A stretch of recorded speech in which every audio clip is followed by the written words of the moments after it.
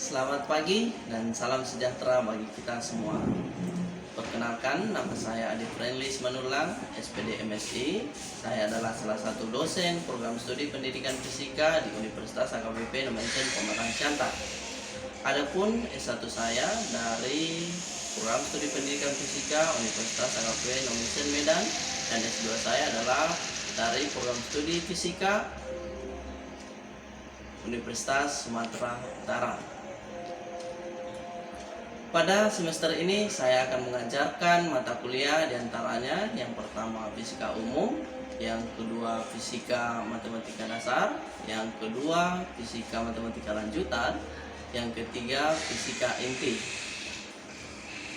Adapun mata kuliah yang saya bawakan pada kesempatan ini adalah fisika umum dengan kode mata kuliah P00331 dengan bobot 3 SKS di program studi pendidikan biologi pada mahasiswa semester 1 dengan jumlah mahasiswa 18 orang pada hari Selasa jam 10 sampai jam 12.20.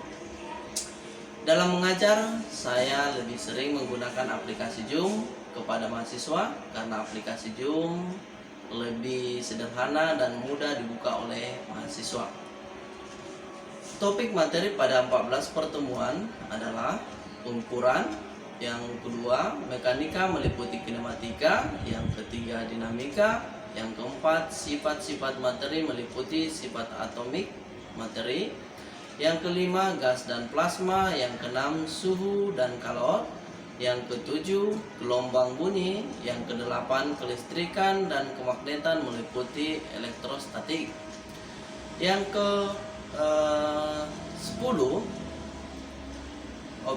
optik meliputi sifat cahaya, yang ke-11 refleksi dan refraksi, yang ke-12 kuanta cahaya, yang ke-13 inti atom dan radioaktivitas, yang ke-14 relativitas meliputi teori relativitas khusus.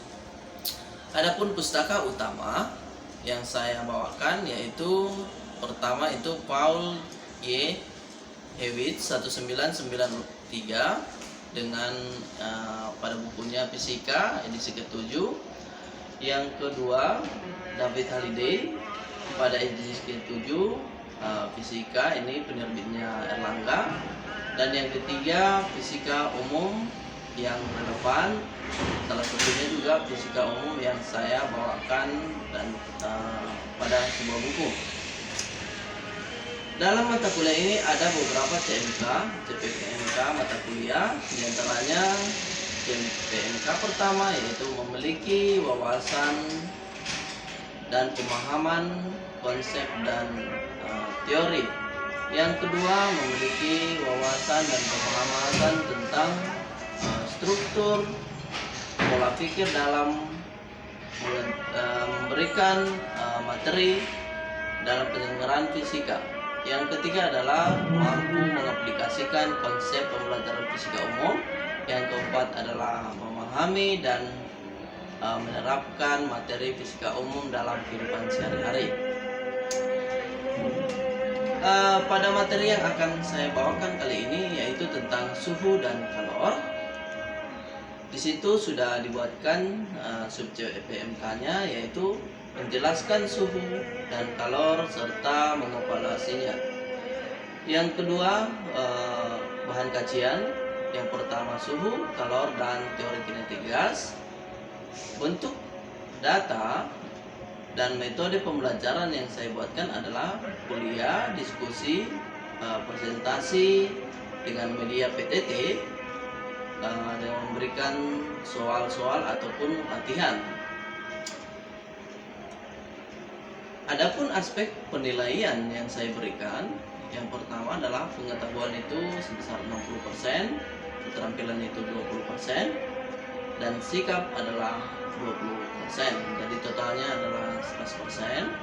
Yang kedua kategori penilaian 0 sampai 39,99 itu dikategorikan nilai E, 40 sampai 54,99 nilai D, 55 sampai 69,99 itu dikategorikan nilai C, 70 sampai 84,99 itu dikategorikan nilai B, dan yang terakhir 81 sampai 100 itu dikategorikan nilai A.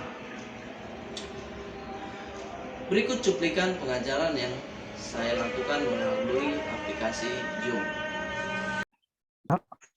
Kedengaran suara Bapak kan? Dengar, Pak. Kita mulai saja materinya. Bapak share screen dulu. Nanti nyusul kawannya bergabung. Bisa dilihat slide-nya? Bisa, Pak. Baik.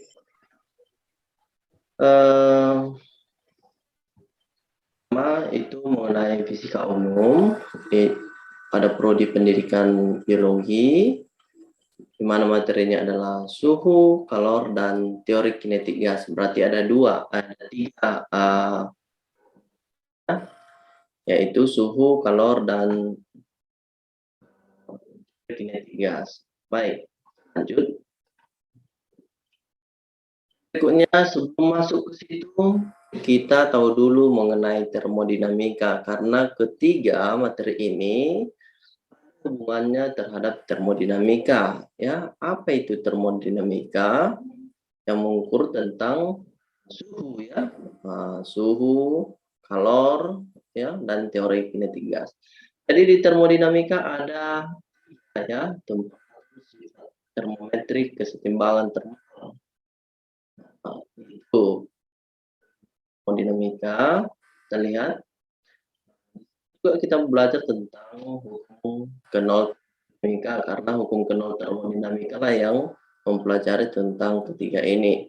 Dia mengatakan jika benda A dan benda B terpisah pada dalam kesetimbangan termal dengan benda ketiga atau C, maka A dan B dalam kesetimbangan termal satu sama lain.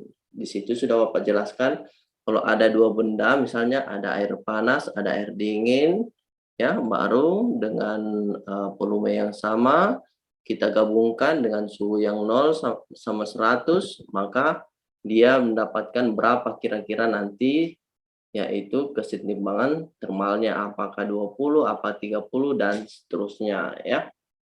Oke. Skala temperatur, ya, mengenai skala temperatur itu dibagi menjadi skala Celcius yang sering kita pakai dalam kehidupan sehari-hari, di kampus juga, di laboratorium juga. Yang pertama itu suhu dari campuran es dan air ditetapkan. Jadi bisa kita buatkan skala Celcius, ya. Skala Celcius manual. Suhunya 0 derajat, suhu batas rendah, dan suhu batas atasnya 100 derajat. Baru nanti kita garisi 0 sama 100, baru kita bagi 100 skalanya. Yang berikutnya suhu skala Kelvin, ya. Di Kelvin ini ada nilai mutlaknya, ya, yaitu 273,15 derajat Celcius, ya. Itu nilai mutlaknya, di mana rumusnya itu untuk mencarinya DC sama dengan TK kurang 273. Berikutnya suhu Kelvin itu ini yang Bapak sebutkan tadi, ya, ada skalanya 1 sampai 10 pangkat 9. Yang berikutnya skala Fahrenheit. Nah, ini ada sekitar 32 derajat sampai 212 derajat. Titik di bawah 180 bagian. Pendingin skala suhu, ya, pendinginan skala suhu ini bisa kita bandingkan untuk mendapatkan Fahrenheit-nya dengan rumus TC sama dengan TK dikurang 273. Ada persamaannya di sini. Termal itu tadi sudah Bapak jelaskan, ya, pemuaian dari gabungan antara dua suhu yang berbeda, ya. Pemuaian itu ada 3, ya. Pemuaian itu ada 3, yaitu pemuaian panjang, pemuaian luas, dan pemuaian volume. Kalau dia pemuaian panjang, bertambah ukuran panjang. Kalau pemuaian luas, berarti bertambah ukuran luasnya, panjang kali lebarnya. Kalau pemuaian volume, bertambah volumenya. Kalau panjang itu disimbolkan dengan alfa, kalau dia luas disimbolkan dengan beta, sedangkan kalau gamma itu disimbolkan dengan volume, ya, pemuaian volume. Dengan nilai luas itu 2 kali alfa, kalau nilai volumenya itu adalah 3 kali alfa. Ini juga ada, sudah Bapak buatkan mengenai contoh soal pemuaian zat cair, ya. Zat cair itu yang memuai apanya, Nurul? Apanya yang memuai?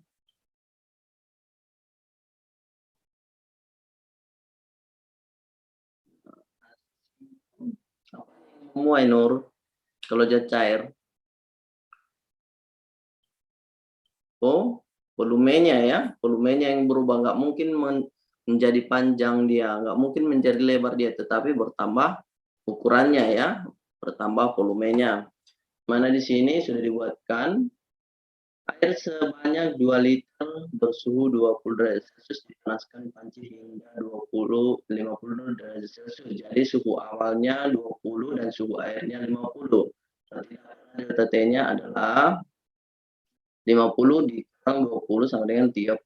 Baru kita dengan mencari berapa volumenya ya. Volumenya dengan rumus yang tadi, PT sama dengan P0 kurang 1 tambah delta T. Berikutnya pemuaian gas. Pemuaian gas itu juga yang pertama adalah volumenya. Ya, makanya kalau di balon ya, kalau kita jemur itu nggak mungkin kalau kita jemur memuai dia bertambah panjang ya, bertambah lebar, tetapi volumenya yang bertambah, makanya dia lama-lama semakin besar dan meledak, ya kan? Kenapa? Karena bertambahnya ukuran atau volume balon tersebut ya. Di situ ada persamaannya juga diketahui ya, gasnya sebanyak 2 liter, suhunya derajat Celcius, batas atasnya 77 derajat Celcius ya, di mana penyelesaiannya ya di 1/T1 sama dengan P2 per T2. Kalau seperti ini maka kita buatkan dengan rumus segitiga. Pernah dengar rumus segitiga ya? Kalau ditanya misalnya T1-nya, maka kita kali silangkan aja ya. Nah, misalnya T1 P2, P1 T2. Terus kalau ditanya T1 apa rumusnya ya? Yang berikutnya anomali air ya. Anomali air, buat anomali air berarti sifat keanehan yang dimiliki oleh cair.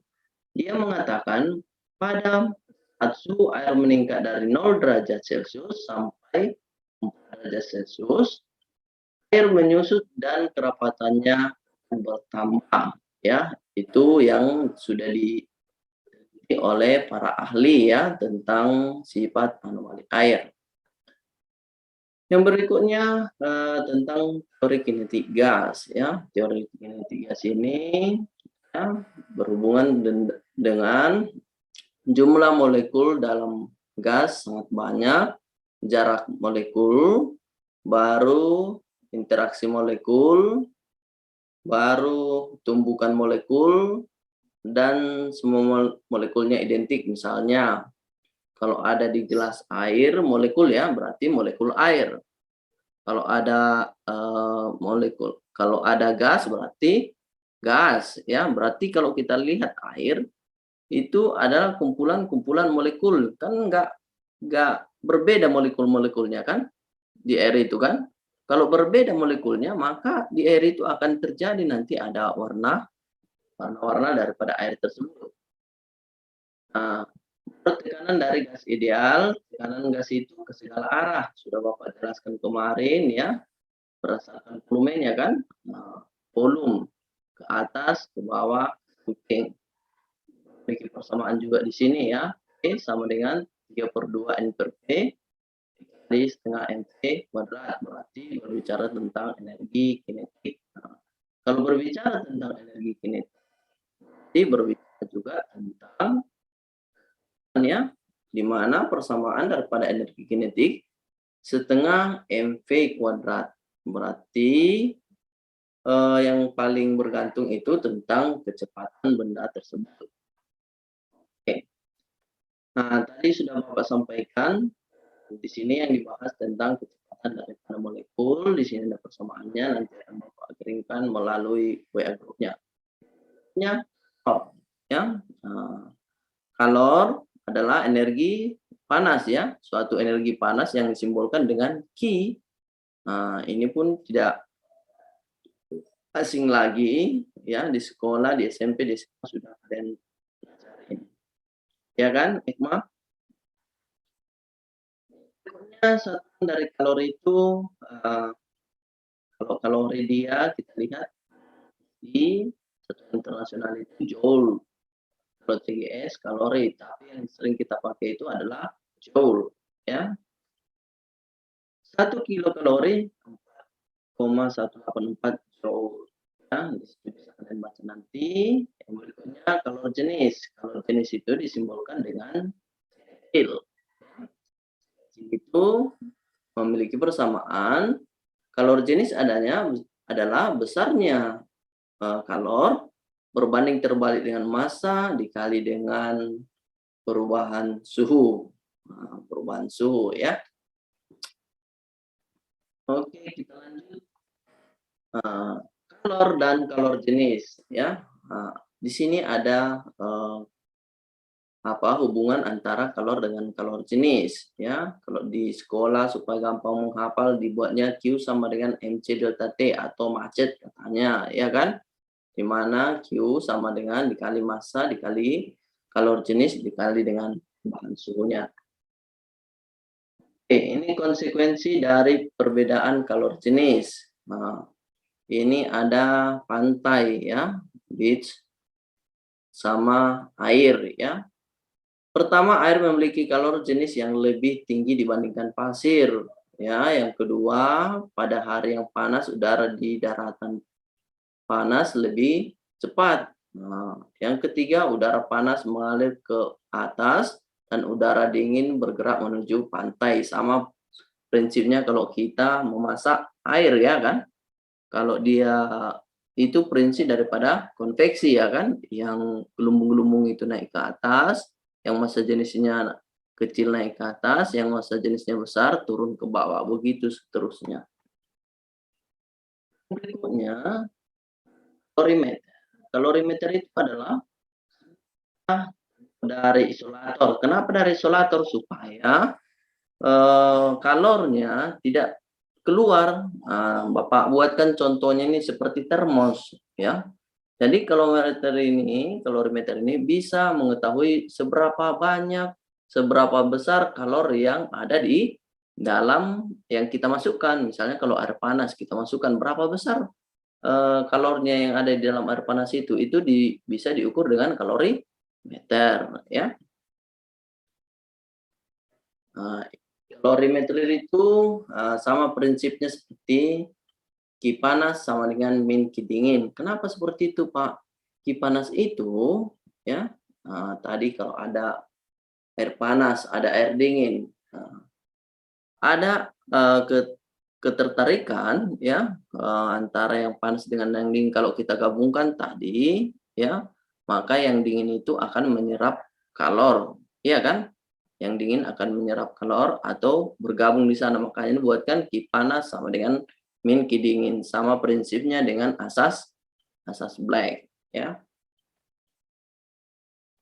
Yang berikutnya ini transisi fasa ya. Transisi fasa adalah perubahan bentuk ya. Perubahan bentuk kalau kita bisa lihat di sini dari es, air dan uap. Kenapa bisa berubah bentuk, Pak? Karena diberikannya kalor atau energi panas. Tadinya es setelah diberikan energi kalor atau panas, maka dia berubah menjadi air, Diberikan lagi kalori yang lebih banyak, maka berubah dia menjadi uap atau menguap. Yang berikutnya, kalau kita lihat, ketiga jenis keadaan materi ini atau plasma itu bukan dari ke jenis materi yang ketiga materi ini, ya. Baik, perubahan fasa yang kita lihat itu sehari-hari, itu perubahan diantaranya padat ke mencair gitu kan, dari padat ke cair, mencair, dari es contohnya ya kan. Yang berikutnya cair ke gas, menguap. Nah, itu yang kita tahu dalam sehari-hari yang bisa kita lihat. Yang berikutnya kalor laten, ya. Kalor laten itu disimbolkan dengan Q, di mana persamaannya Q sama dengan massa dikali kalor lebur. Oke. Yang berikutnya kita lihat kembali. Nah, ini grafik perubahan dari es menjadi uap. Tadinya dari 0 sampai min 30 dia masih dalam bentuk es. Dari min 0 sampai 0 maka dia air es, ya, itu yang B. Dari 0 sampai 90 atau lebih, ya, itu sudah berubah menjadi air. Dan ya 100 sampai ke atas itu nanti seperti yang ada di situ sudah terjadi penguapan, ya. Setelah mendidih maka terjadi penguapan. Berikutnya metode transfer kalor ini ada 3, yaitu konduksi, konveksi, dan radiasi. Sama konduksi, ya. Konduksi itu diberikan contohnya, Nur. Konduksi itu seperti apa sehari-hari? Contohnya Pak, kita bakar besi atau sendok gitu Pak. Iya, jadi yang berpindah itu adalah panasnya, bukan bendanya yang berpindah, ya. Misalnya kalau kita bakar ujungnya yang satu, maka lama-kelamaan akan terasa panasnya kan, ujung yang lain akan terasa panasnya. Itu contoh daripada konduksi. Perpindahan kalor tanpa disertai oleh pengeras. Kalau kita lihat seperti ini gambarnya, ya. Konduksi itu adanya perpindahan kalor tanpa disertai perantaranya. Apa yang berpindah? Kalornya. Oke, jangan salah sebut, ya. Oke. Yang berikutnya konduksi. Konduksi itu masih bagian dari yang tadi. Konduksi itu adalah memiliki persamaan bahwa P-nya sama dengan Q per T, ya. Di mana Ka-nya TH dikurang TC per L, berbicara tentang volume, ya. Bisa dibaca. Berikutnya konveksi. Bisa dibuat contohnya, Suryadi, konveksi seperti apa?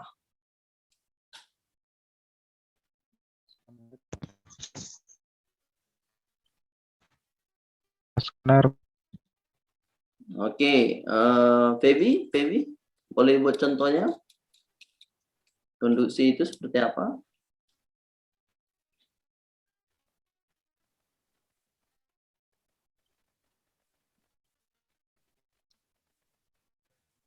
Bisa Bapak ulang Pak pertanyaannya? Konduksi itu contohnya seperti apa? Menjemur pakaian, lotek matahari.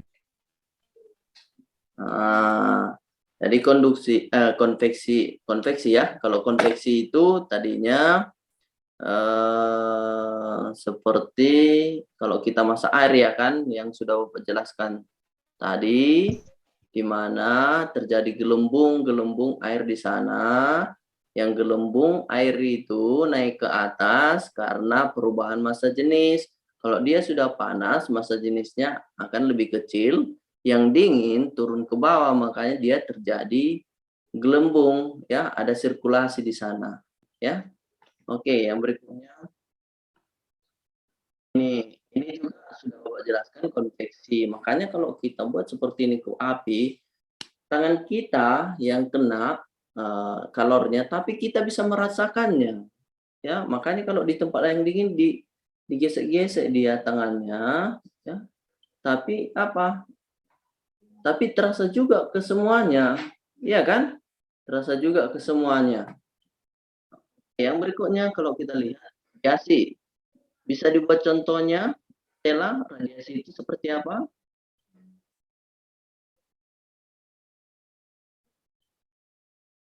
Contohnya Pak, kayak menjemur kain, radiasinya dari sinar matahari Pak. Iya, betul ya. Menjemur kain tanpa kita kena apa itu matahari, tapi kita merasakan panas matahari itu ya kan?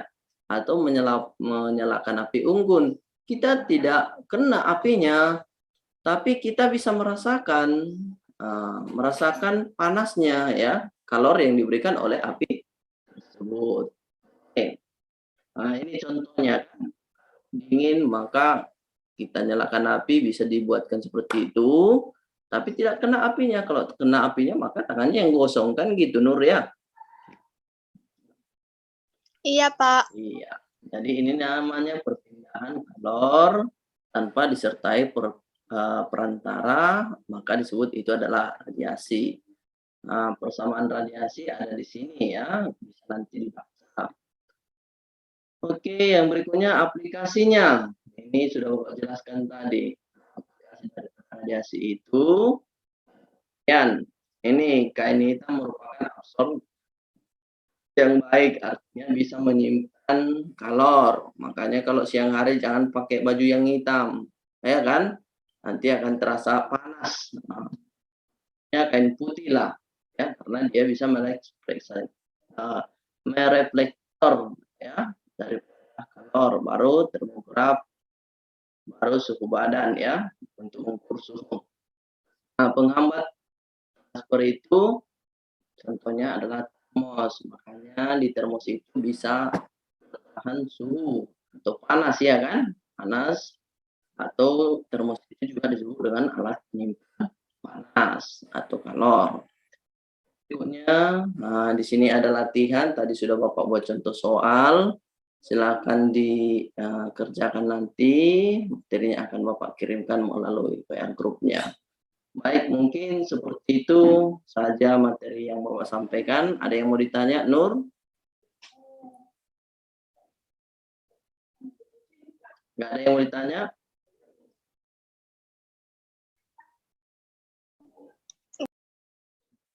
Apa yang Bapak sampaikan ya? Iya, Pak. Berarti ini hadir semuanya. Mungkin itu saja yang mau Bapak sampaikan. Silakan belajar di rumah karena bentar lagi sudah ujian ya. Baca bukunya karena materinya itu dari materi yang Bapak sampaikan setiap hari. Oke, baik. Kira-kira seperti itu yang bisa Bapak sampaikan. Selamat siang, selamat beraktivitas. Siang, Pak. Siang Pak. Demikian cuplikan video mengajar yang saya berikan kali ini. Semoga bermanfaat bagi semua yang menonton video ini. Salam sehat dan sampai jumpa.